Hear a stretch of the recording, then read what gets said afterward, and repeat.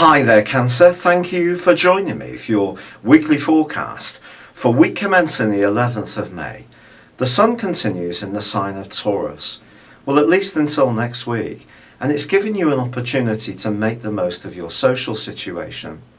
But with Mercury still located in a quieter, more remote part of your situation, you may just need to encourage yourself to connect out with others.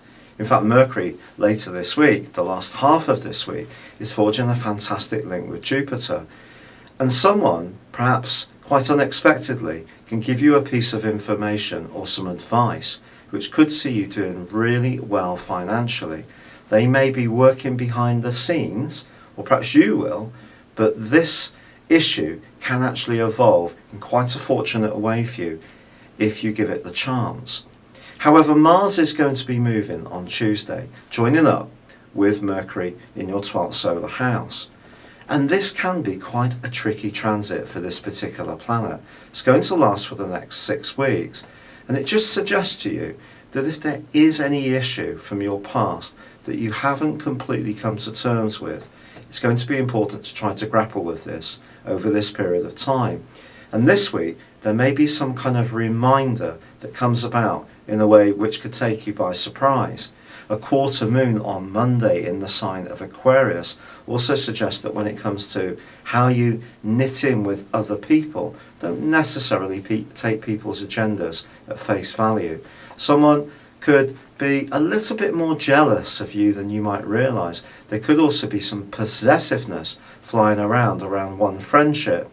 But I do feel if there is somebody out there that you find difficult to get along with, the politics of this situation can reach quite a tense juncture this week.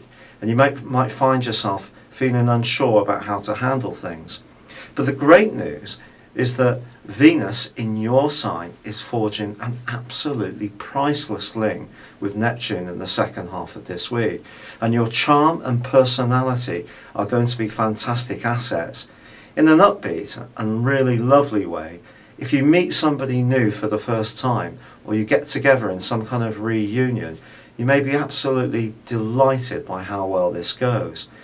But I think when it comes to work, or where you have to deal with people that you wouldn't necessarily choose to have as friends or as an intimate, that's where the energy can be more tricky.